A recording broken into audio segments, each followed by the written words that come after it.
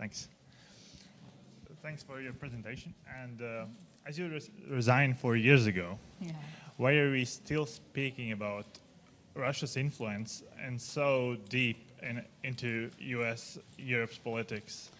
Yeah, I mean, I think that's a good question. I think when I resigned, I felt that it was a turning point for Russian disinformation, especially as it pertains to Ukraine.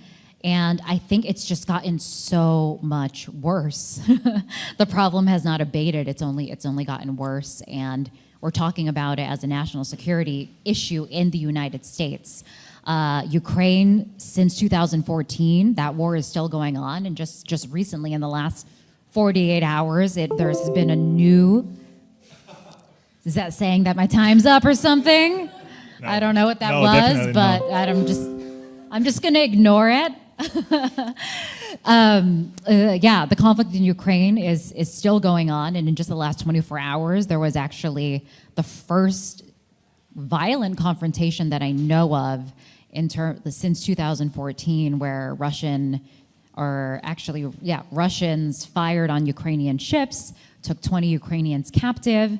So that is still ongoing. So we're still talking about what's going on. About this incident that you are mentioning now, this is about the Azov Sea, the Kerch Strait, where the ships are going through.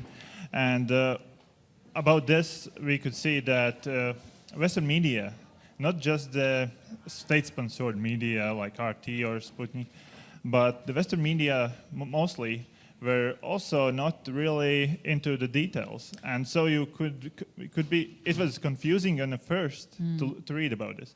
Are Western media as journalists a little too lazy to really deep into what's happening, and then just they are following after, because there were data already on the very first moment?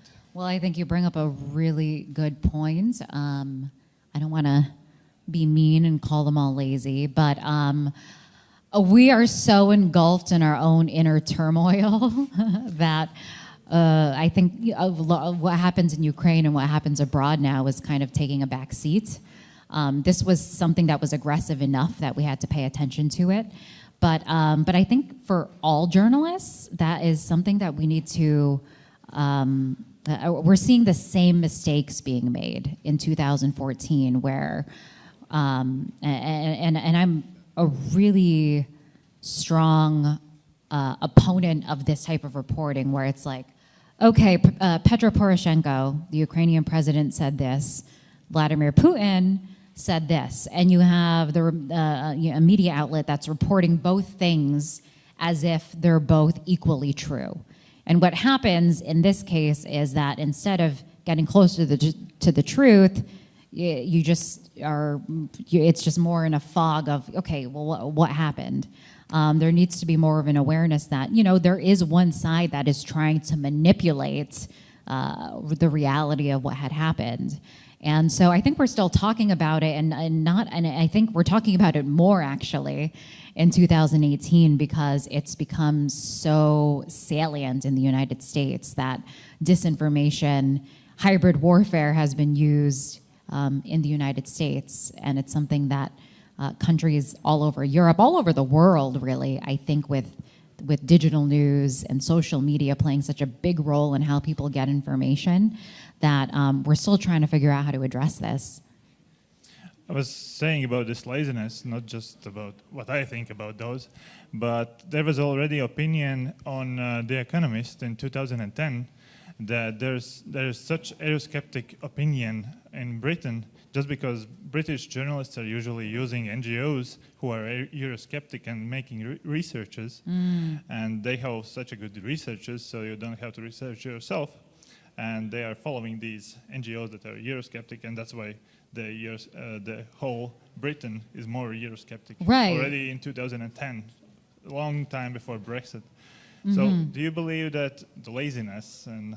I do, and I think that's what you're getting. I mean, hopefully journalists, they shouldn't be lazy, but I think that's why I'm a proponent of media literacy, because it requires you to think critically. And sometimes it's very it's challenging. It's easier to sit back and just not pay attention and just be like, whatever. This article makes me feel good, so I'm going to believe it. I think that kind of mentality among the news consumers is something that is taken advantage of. So I think journalists do need to be more vigorous in reporting the facts and staying away from this notion of both sidesism. You can be objective, and it's important to, but I think what I've learned through my experience is when you give both sides equal weight, when there's one side that's actually trying to manipulate the very notion of truth, you're not doing anybody a service by saying both sides are just as relevant. Why are the lawmakers are so lacking back? After something happens, there are several years passing by. Yeah. Since still something is done. Well, I think the administration has been it's kind of been such a circus and such a distraction. But there has been talk with the new Congress up that some of this legislation in terms of putting sanctions on Russia and beefing up our own response to disinformation, that will be something that will be prioritized. We'll wait and see. But that's a good question. You have tweeted that U.S. democracy is now even in worse situation than it was before midterm elections because those Republicans that are in are more Trumpist than before. Oh, yeah. So do you believe that's really going through what you're saying? Well, we'll see. There's been definitely with the Republican Party in the U.S., it's become more of a Trumpist party. I think because of this populist approach and populist nationalist approach that has resonated with a lot of Americans for various reasons. I think I had mentioned this kind of anti-globalization, anti-elite, anti-establishment. All that really resonates with a lot of Americans. I think it was underestimated how much that does resonate. It resonated in Britain. It resonated in France.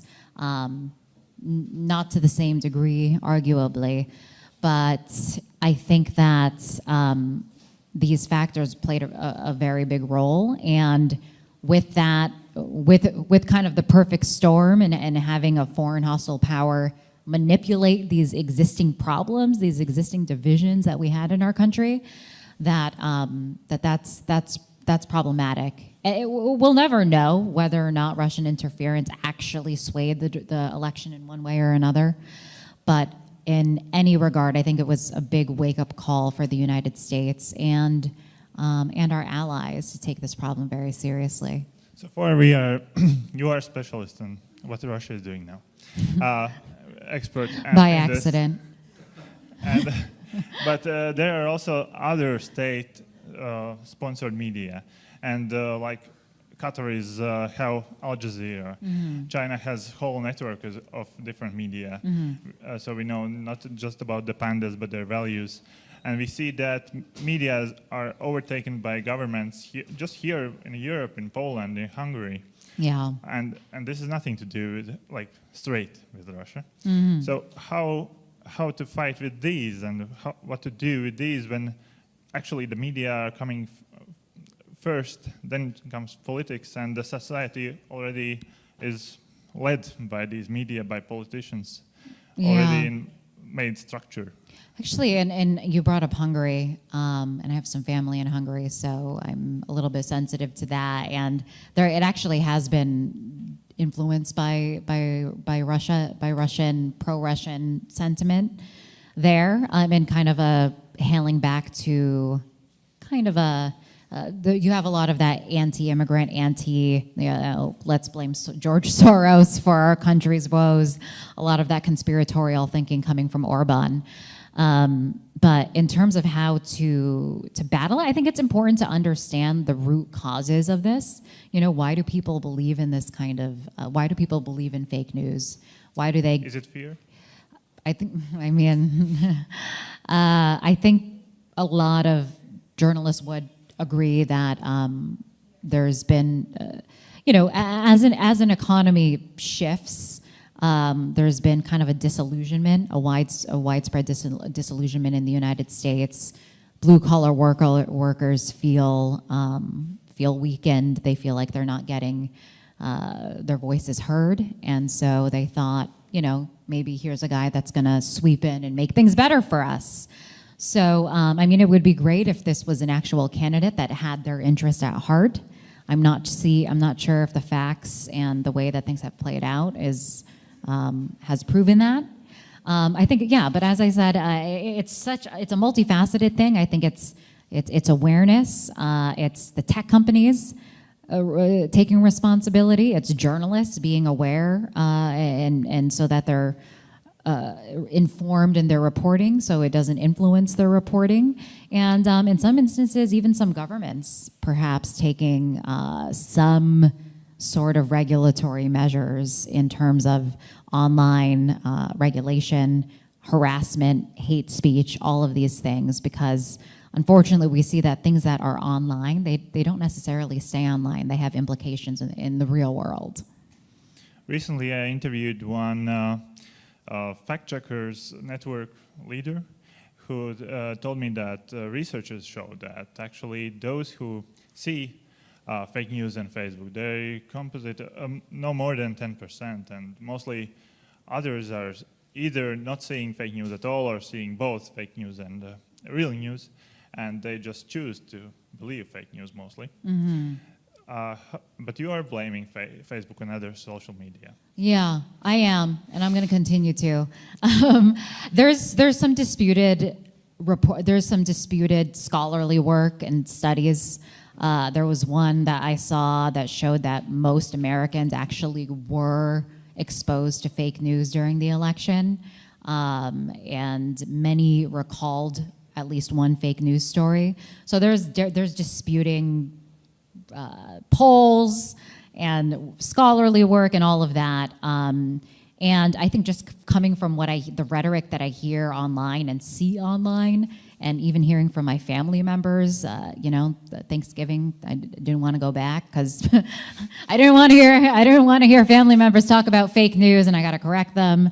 But you get the sense that there's a real impact in the U.S. for sure, because people don't get these ideas out of thin air. They get them, things start online. Conspiracy theories start online, but I think what we're seeing is this phenomenon of elites, whether it's in the media, through Breitbart, they get a conspiracy theory, starts online, and then it spreads when somebody like Sean Hannity will repeat it, or you have a member of the administration or the head of an executive repeating it, so it catches fire. Something that a false or distorted narrative that begins online can actually gain traction when it's repeated over and over again by somebody that has more clout, whether it be on Breitbart or a far-right website or our own government officials. As you told that the society is more divided than ever since the civic war, do you feel that those who are fighting for democracy are also getting stronger? I do. It was interesting. I went to the Women's March after the election, and it was really a remarkable scene in Washington, D.C. Like hundreds of thousands of people marching, and I think it's awakened democracy. Sometimes people get really comfortable. They don't pay attention to the news. They don't pay attention to politics. I have some friends that never really cared, but all of a sudden they're like, oh, wait, we should pay attention, So you see this resurgence of people realizing that it's important to participate in democracy and to stay informed. So I think if there's any positive, that we've seen a resurgence of people that are kind of waking up and saying, you know what, I got to play my role in this democratic process. Do media also become stronger? Like the New York Times, or they kind of like... Yeah. Our president calls it the failing New York Times, but their subscriptions have gone up. Is it enough? That's a difficult question, because I think a lot of people that want to make a difference and they want to support the media, they purchase a subscription. But there's the other side that will never, ever, ever, because they think it's fake news, so they're not going to read it. They're not going to read The Economist. They're not going to read The Washington Post. They're not going to read The New York Times. They go to, Fox News or RT in some cases because they have overlapping narratives now, and that's what they're going to believe. So we see kind of this division in the U.S. that I think is largely education-based, unfortunately. So there's in some regards, people are becoming more informed, and then in others, they're becoming less informed. And with the media, with the explosion of digital news and all these sources, there's been this long debate in political science about people being uninformed, but now I think there's this phenomenon of people being misinformed. Actually, it's beyond not knowing what's going on. It's they're getting a misrepresentation of what's going on. And I think in that case, that's actually more dangerous because people can believe things that are not true that can actually lead them to have if they believe that immigrants are storming our borders and it's not really that big of a problem, when that fear is incited, it can cause them to adopt some harmful thinking. So I think that with this digital era, I had that comment of this disinformation era. It's something that is problematic because we have a division of those that believe in real news and those that think that real news is fake news. And I think that's part of the division that you're seeing in the U.S. Thank you. Thank you. Maybe audience have any more questions? The gentleman in the back there. Yes, I heard your criticism earlier of Facebook as an echo chamber source. Oh, thank you. My question is, in this day and age, with social media just everywhere, is it ever really going to be possible to get back to that objective news consumption? We're all shaped by the opinions of the people we follow, right. Family members, friends.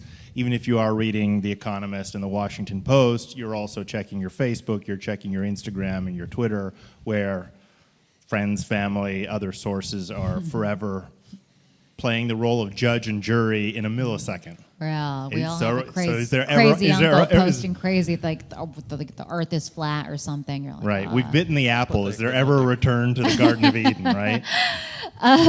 Well, I think it was very worrisome for a while because it seemed like that this was just going to be the new normal. But Facebook is facing a lot of scrutiny right now, and I think they're under pressure to rid. I don't think you're going to get rid of fake news or distorted news or biased news 100%, but certainly they could do better to improve their algorithms, to fact check their sites, to make it so it's not so much of this echo chamber. And there's been some reporting and public pressure because it's acting as a business, but their stocks had actually gone down after some negative reporting and the ways in which their platforms were abused by hostile foreign powers and by neo-Nazis and just unsavory characters. So there is a demand for accountability. My last thing there. So I think with that demand and with that scrutiny, that we are going to hopefully see some changes. Anybody else?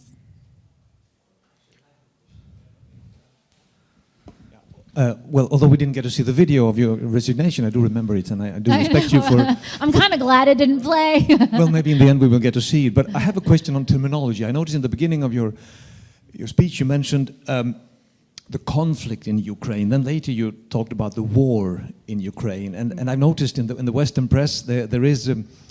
I mean, very often you talk about the conflict as if, two sides, they fight about something, when it's really...